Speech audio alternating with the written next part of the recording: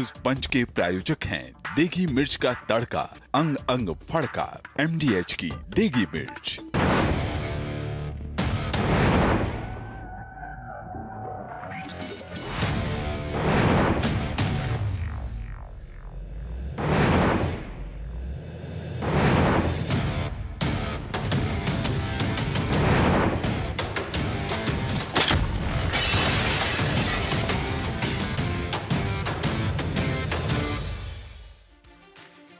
नमस्कार, सुबह के 10:30 बज चुके हैं। स्वागत है आप सभी का। मैं हूं आपके साथ भावना नैयर। देश का सबसे भरोसेमंद चैनल DD न्यूज पर लेकर हाजिर हूं आपका अपना पसंदीदा शो खबरों का सरपंच न्यूज पंच। इस कार्यक्रम के जरिए हम आप तक पहुंचाते हैं वो खबरें जिन पर रहती है सभी की नजर। लेकिन न्यूज पंच में सिर्फ खबर नहीं होती, बल्कि होती है हर खबर की पूरी पड़ताल, वो भी तथ्यों और आंकड़ों के साथ। आपको बताते हैं खबर का हर एक छोटा बड़ा बिंदु। साथ ही ग्राउंड जीरो पर मौजूद रहती है हमारी संवाददाताओं की टीम, जिनसे लेते हैं हम हर एक अपडेट। यानी न्यूज पंच में रहती है हर खबर पर पैनी नजर। और आज न्यूज पंच के जरिए जिन टॉप लाइंस का हम रुख करेंगे, उनका रुख कर लेते हैं सबसे पहले। जिस पहली खबर का हम रुख करने वाले हैं वो पश्चिम बंगाल में चुनाव से पहले इस समय राजनीतिक सरगर्मियां तेज हो गई हैं। और उससे पहले ममता दीदी का एक ऐसा बयान आया है जिससे राजनीतिक तापमान हाई वोल्टेज पर पहुंच चुका है। कल ममता दीदी ने ऐसे क्या बोल दिया जिससे बीजेपी हमलावर हो गई है। और साथ ही साथ आज भवानीपुर में होने वाला है शक्ति प्रदर्शन, क्योंकि शुवेंदु अधिकारी अपना नामांकन भरने वाले हैं। बताएंगे आपको एक एक खबर, वो भी विश्लेषण के साथ। जिस दूसरी खबर पर हमारा रुख रहेगा वो है अंतर्राष्ट्रीय जगत से जुड़ी हुई खबर। डोनाल्ड ट्रंप ने आज राष्ट्र को संबोधित किया है और कई बड़ी बातों का जिक्र किया। ऑपरेशन एपिक फ्यूरी के बाद पहली बार डोनाल्ड ट्रंप ने राष्ट्र को संबोधित करते हुए कहा कि ईरान पर जंग जारी है, अभी फुल स्टॉप नहीं लगेगा। बताएंगे इस पर भी आपको विश्लेषण के साथ ये खबर। तो ये दो खबरें होने वाली है न्यूज पंच में, जिस पर रहने वाली है हमारी नजर। और आइए चलिए न्यूज पंच की शुरुआत कर लेते हैं पहली और प्रमुख खबर के साथ, और वो जुड़ी है पश्चिम बंगाल से जुड़ी। पश्चिम बंगाल से जुड़ी हुई यह खबर ये कह रही है कि चुनाव से पहले तापमान इस वक्त हाई वोल्टेज पर है। तृणमूल कांग्रेस की मुखिया और पश्चिम बंगाल की मुख्यमंत्री ममता बनर्जी इन दिनों बीजेपी पर हमलावर है। बीरभूम में एक रैली को संबोधित करते हुए ममता बनर्जी ने कहा है कि इस बार और बड़ा खेला होने वाला है। उन्होंने अपने कार्यकर्ताओं से कहा कि इस बार बीजेपी को ऐसे हराना है कि वे दोबारा उठ ना पाए। वहीं पश्चिम बंगाल में मालदा के मोतीबारी में प्रदर्शनकारियों ने कल चुनाव ऑफिस घेर लिया। करीब 7 इलेक्शन ऑब्जर्वर जो अपना काम करने आए थे वो घंटों अंदर बंद रहे। इधर अगर आज की बात करें तो भवानीपुर सीट पर बीजेपी प्रत्याशी शुवेंदु अधिकारी नामांकन भरने वाले, शक्ति प्रदर्शन होने वाले, गृह मंत्री अमित शाह भी मौजूद रहने वाले। लेकिन इन सबको देखते हुए ममता बनर्जी ने ऐसे क्या जो उनके सुर है वो बिगड़ गए कि पूरा राजनीतिक माहौल इस समय गर्मा गया है। सबसे पहले आपको दिखाते कि ममता बनर्जी ने ITBP के खिलाफ क्या विवादास्पद बयान दिया। तो अगर देखें तो केंद्र सरकार पर हमलावर क्यों है दीदी, ये और लगातार हम देख रहे हैं कि केंद्र सरकार पर दीदी के बोल बिगड़ते रहते हैं। एक बार फिर निशाने पर है केंद्रीय बल, और इससे पहले भी केंद्रीय बल को लेकर ममता दीदी ने कई बड़े बयान दिए हैं। कल बीरभूम पहुंची थी, नानूर में एक बड़ा बयान उन्होंने दे डाला।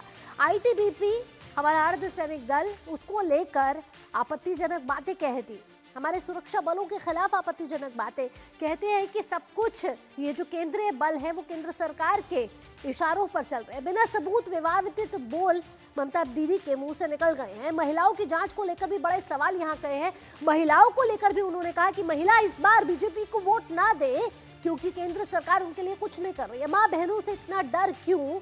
क्या तुम्हारे घर में माँ बाप को लेकर, माँ बहनों को लेकर इतनी बड़ी बातें ममता दीदी ने कह डाली हैं, और महिलाएं खुद देंगी जवाब, ये कहना है ममता बनर्जी का। ममता बनर्जी के बयान से अब ये विवाद जो है वो बढ़ गया है और बीजेपी लगातार पलटवार कर रही है ममता बनर्जी के इस बयान को लेकर। और साथ ही साथ ममता बनर्जी क्या कह रही है, क्या कल कहा ऐसा कि उसके बाद कहा, लग रहा है कि ममता के जो बड़बोले बोल हैं उसको लेकर बीजेपी इसको मुद्दा बनाने के लिए कोई कोर कसर नहीं छोड़ रही है। ভোটের দিন ITBP অফিস ডিজি এসেছিল এখানে, আমি শুনলাম ইনস্ট্রাকশন দিয়েছে সব মহিলাদের যেন চেক করা হয়, মহিলাদের গায়ে হাত দাও, মহিলারা বুঝে নেবে, আমি কিছু বলবো না।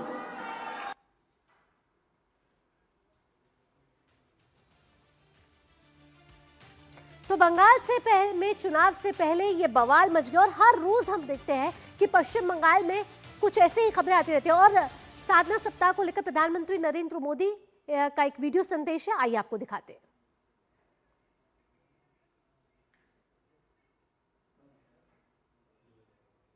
श्री पी.के. मिश्रा जी,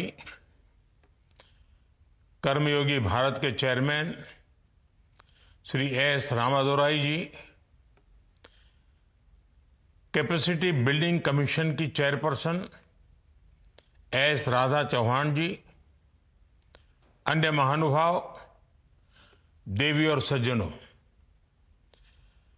कर्मयोगी साधना सप्ताह के इस आयोजन के लिए आप सभी को बहुत बहुत शुभकामनाएं।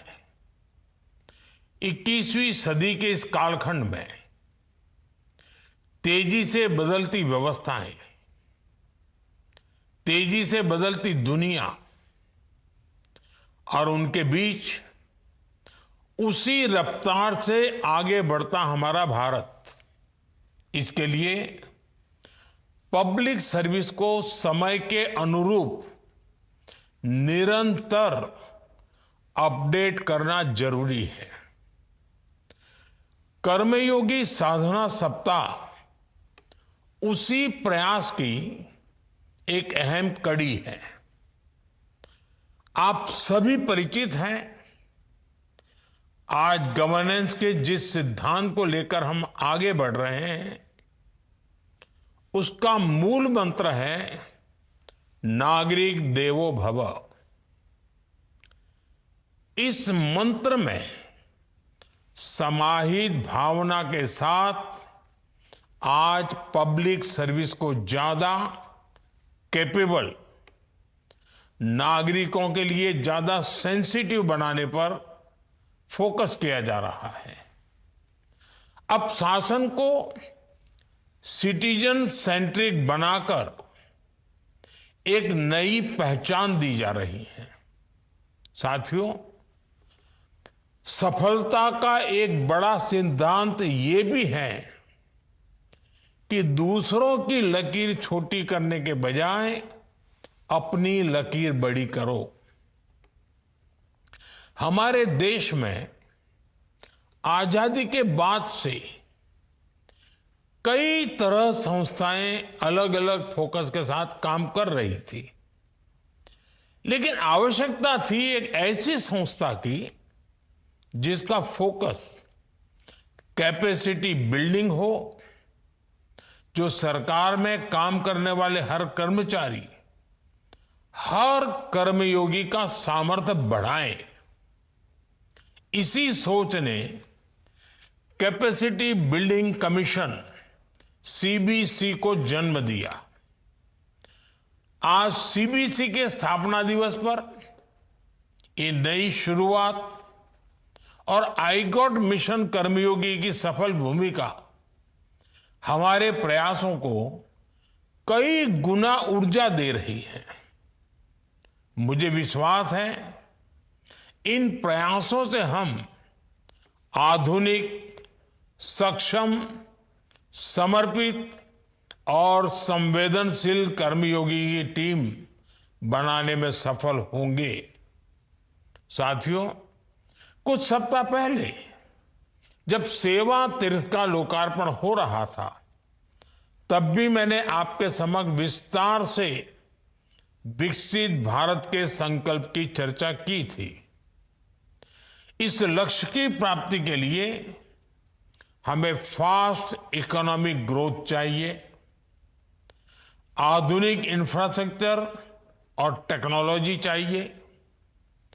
हमें देश में बड़ी संख्या में स्किल्ड वर्कफोर्स तैयार करने होंगे और इन लक्ष्यों की सफलता में हमारे पब्लिक इंस्टीट्यूशंस और पब्लिक सर्वेंट्स की भूमिका बहुत अहम है।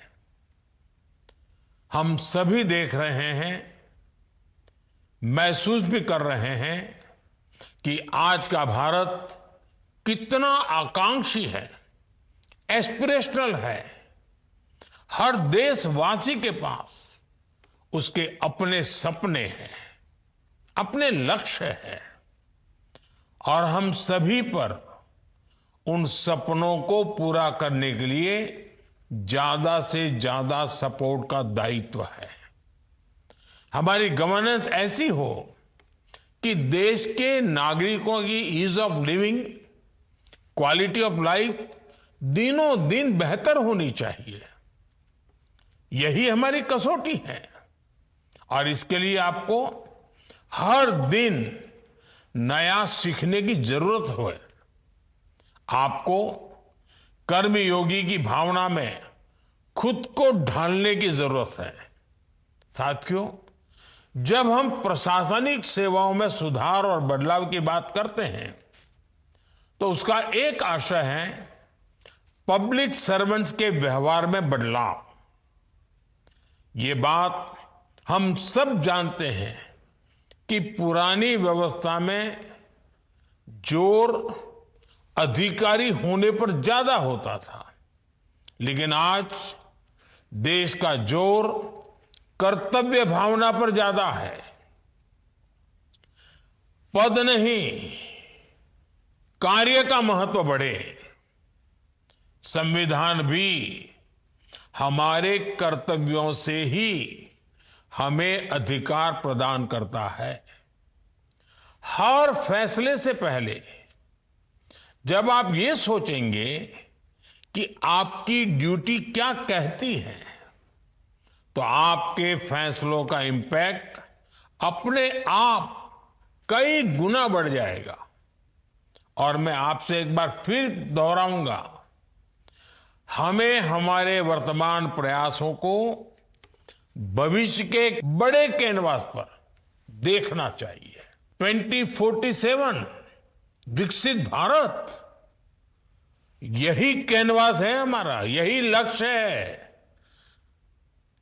हम आज जो काम कर रहे हैं इसका असर देश की विकास यात्रा पर क्या होगा, हमारे एक निर्णय से कितने नागरिकों का जीवन बदल सकता है, हमारा एक इंडिविजुअल ट्रांसफॉर्मेशन कैसे इंस्टीट्यूशनल ट्रांसफॉर्मेशन बन सकता है, ये प्रश्न हमारे हर प्रयास का हिस्सा होना चाहिए।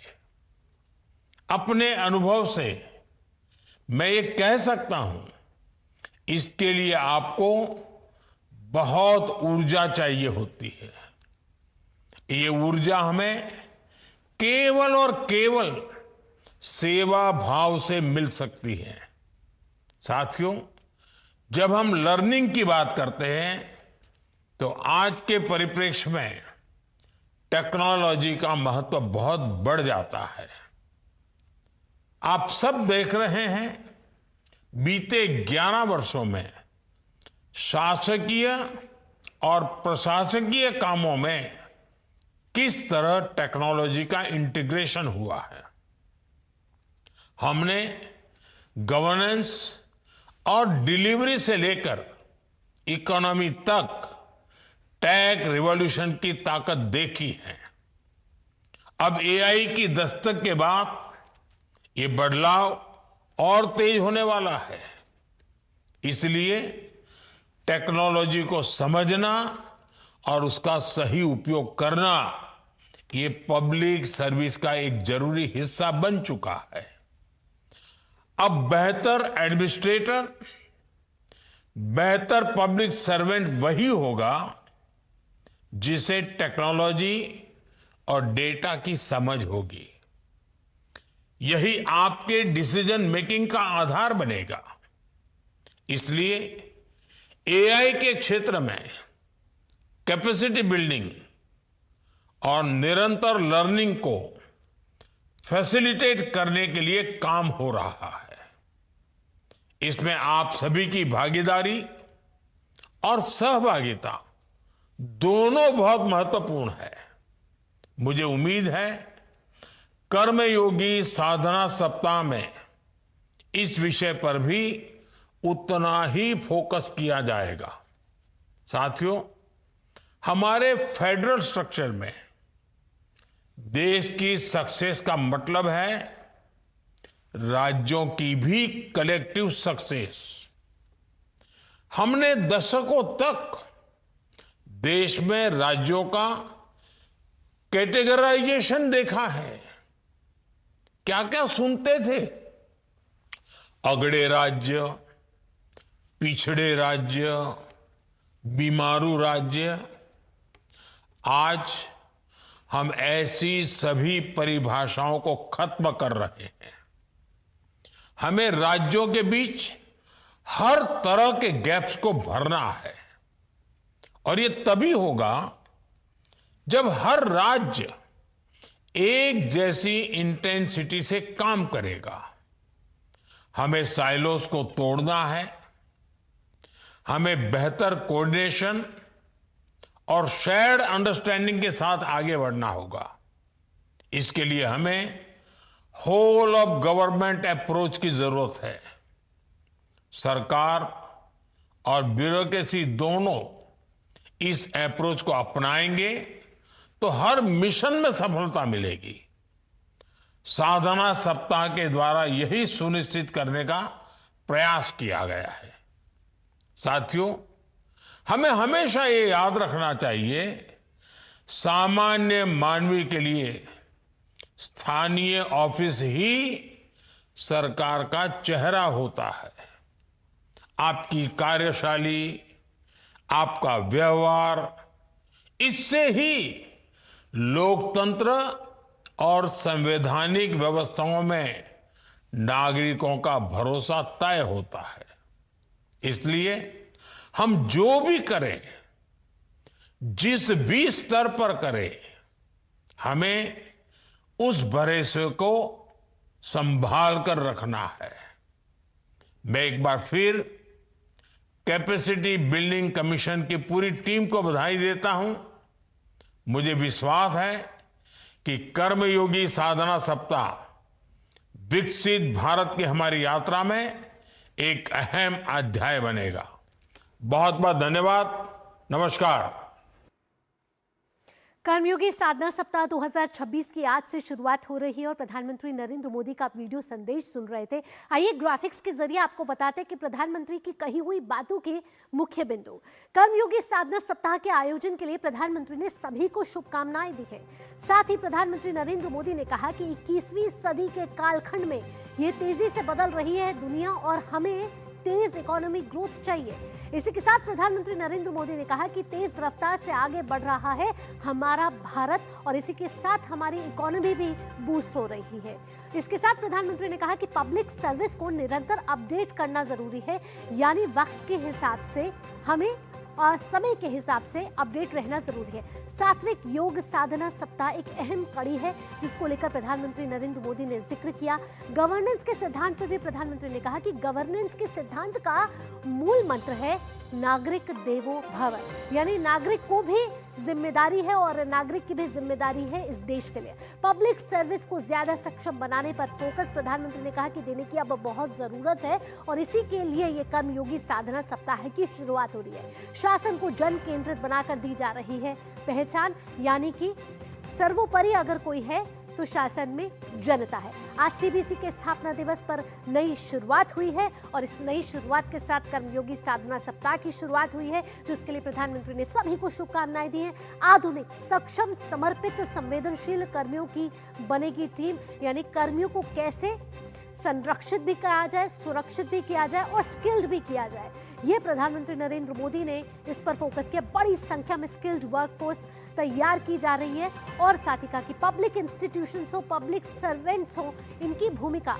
बहुत अहम है देश के विकास के लिए और गवर्नेंस में इनकी भूमिका और बड़ी हो जाती है क्योंकि गवर्नेंस ऐसी हो कि नागरिकों को ईज ऑफ लिविंग मिले, यानी गवर्नेंस ऐसी होनी चाहिए कि नागरिकों को पहली प्राथमिकता दी जानी चाहिए। क्वालिटी ऑफ लाइफ की बात भी प्रधानमंत्री नरेंद्र मोदी ने की कि दिनों दिन बेहतर होनी चाहिए, सिर्फ क्वांटिटी पे नहीं कि क्वालिटी ऑफ लाइफ को कैसे बेटर किया जाए, ये भी प्रधानमंत्री ने कहा। आपको कर्मयोगी की भावना में खुद को ढालने की जरूरत है। उन्होंने कहा कि कैसे आप कर्मयोगी बने ये आप पर भी निर्भर करता है। एक निर्णय से कितने नागरिकों का जीवन बदल सकता है, यानी एक डिसीजन कितने सिटीजन्स की लाइफ को बदल सकता है, ये भी प्रधानमंत्री ने कहा। हमारे हर प्रयास, यानी कि हर जो डिफरेंस है, हर जो चेंज है, हर प्रयास है का हिस्सा होना चाहिए ऐसे प्रश्न। टेक्नोलॉजी का महत्व पे भी प्रधानमंत्री ने कहा कि टेक्नोलॉजी का महत्व दिनों दिन बढ़ता जा रहा है और टेक्नोलॉजी के साथ अपडेट रहने की बहुत ज्यादा जरूरत है।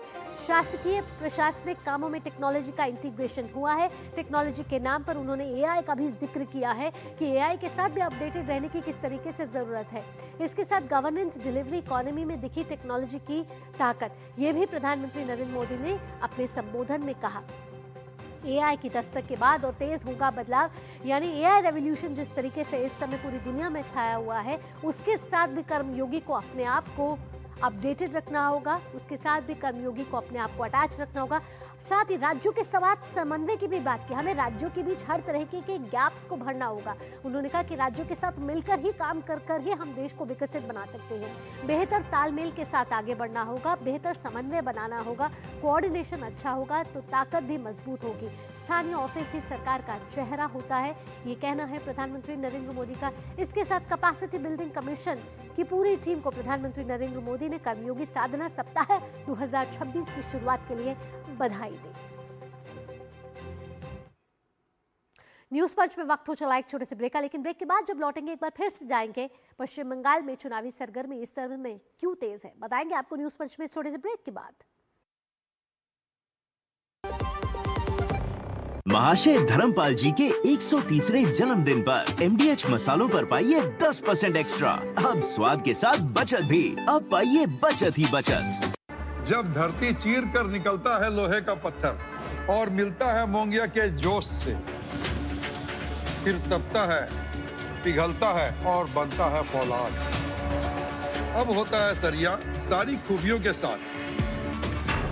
मोंगिया स्टील, मजबूत देश का मजबूत सरिया।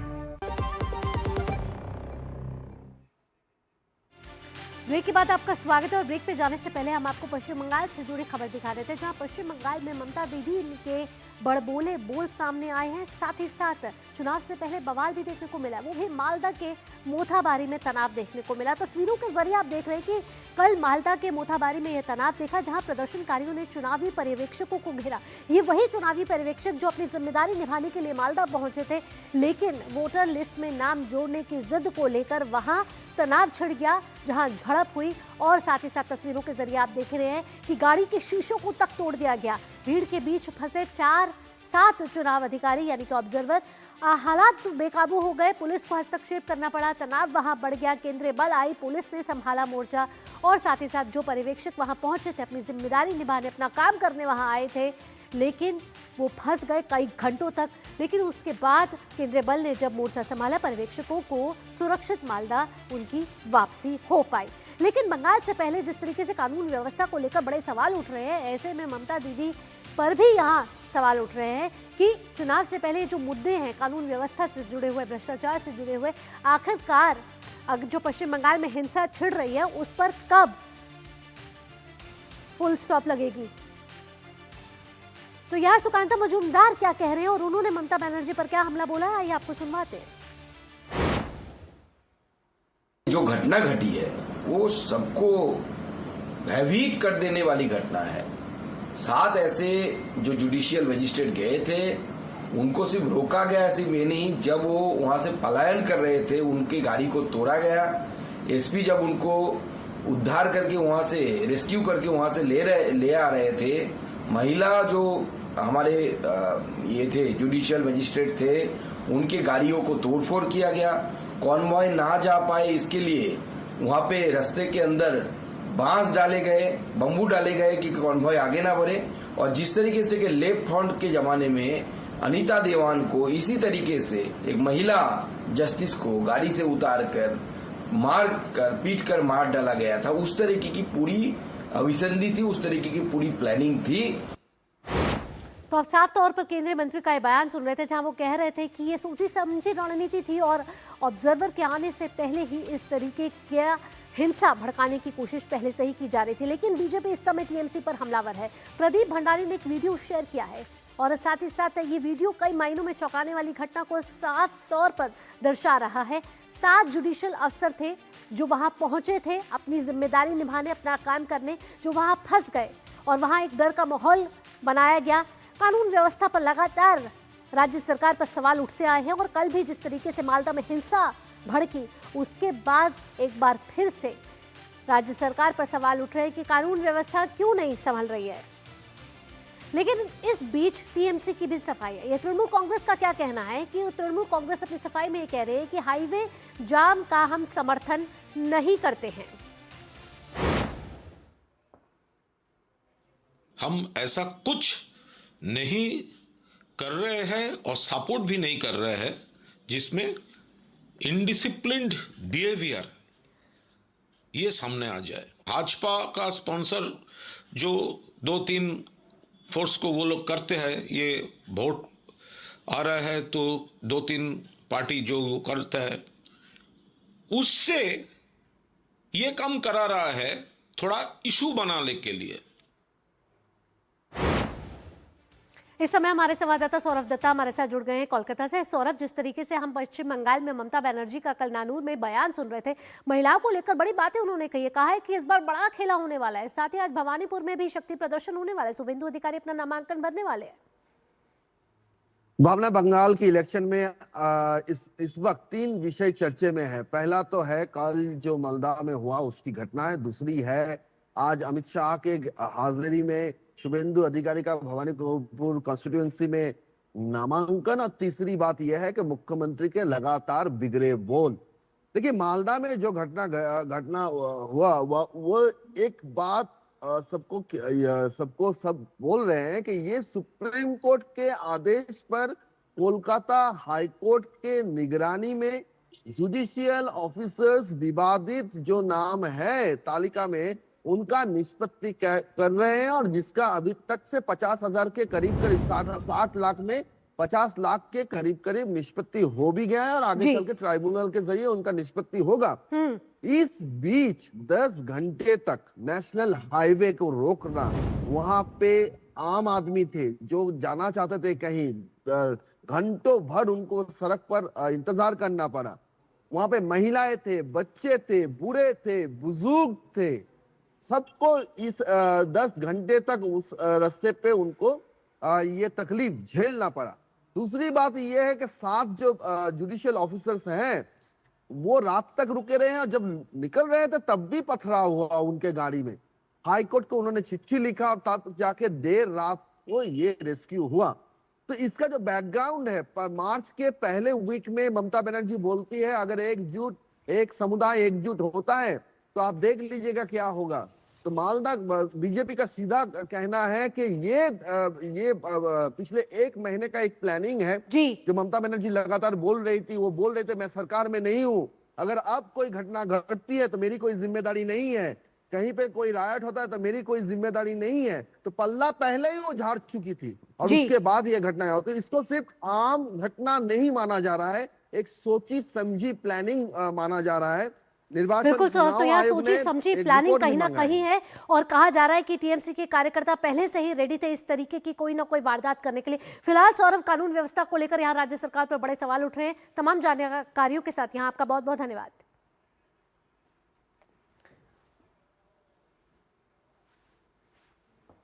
तो आपको बता दें कि इस समय हमारे संवाददाता बता रहे थे कि कल किस तरीके से मालदा में हिंसक घटना हुई, जहां पर्यवेक्षक पहुंचे थे, 7 पर्यवेक्षक वो फंसे रहे कई समय तक।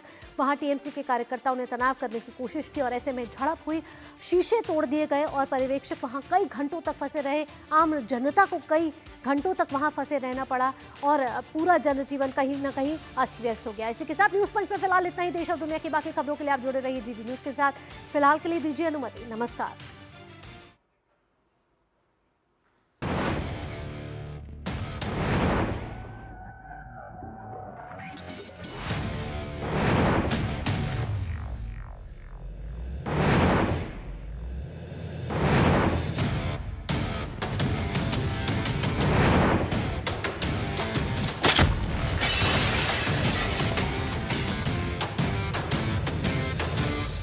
न्यूज पंच के प्रायोजक थे देगी मिर्च का तड़का, अंग अंग फड़का, MDH की देगी मिर्च।